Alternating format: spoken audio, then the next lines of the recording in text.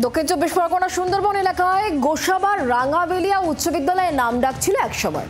সেই স্কুলে শিক্ষকদের চাকরিতে কোপ। এক ধাক্কায় শুধু এই স্কুল থেকেই বাদ 12 জন শিক্ষক। এখন স্কুল চলাই দায়।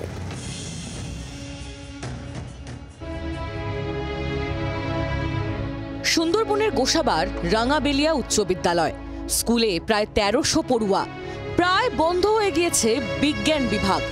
সুপ্রিম কোর্টের রায়ে এই স্কুলে বাতিলের খাতায় 12 জন শিক্ষক।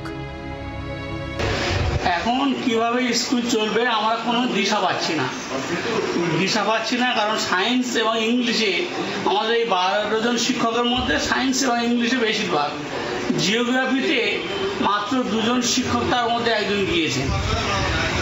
আর বিশেষ করে ম্যাথ ফিজিক্সে তো আমাদের টিচার নেই, ম্যাথের টিচার 2 জন চলে গেছেন। আর ইংলিশে আবার ধরুন 3 জনও গিয়েছেন। এইভাবে আমাদের স্কুলে এখন পরীক্ষা চলছে। আগামী দিনে যে ক্লাস চলবে, কিভাবে ক্লাস চলবে আমরা কোনো দিশা পাচ্ছি না। একজন টিচার তো সব সাবজেক্ট পড়াতে পারবেন না, বিশেষ করে 11, 12 সাবজেক্ট। সুতরাং শিক্ষার মান কিছুটা কমে।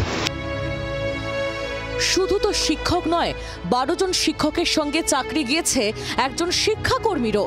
এক ধাক্কায় 13 জনের নাম কাটা যাওয়ায় হিমশিম খেতে হচ্ছে বাকি শিক্ষক শিক্ষিকাদের। স্কুলে এখন পরীক্ষা চলছে, ক্লাস শুরু হলে কি হবে ভেবেই উঠতে পারছেন না বাকি শিক্ষকরা। গোসাবা থেকে প্রসেনজিৎ সর্দারের রিপোর্ট, জি 24 ঘন্টা। বাংলার আওয়াজ, বাঙালির আবেগ, জি 24 ঘন্টা।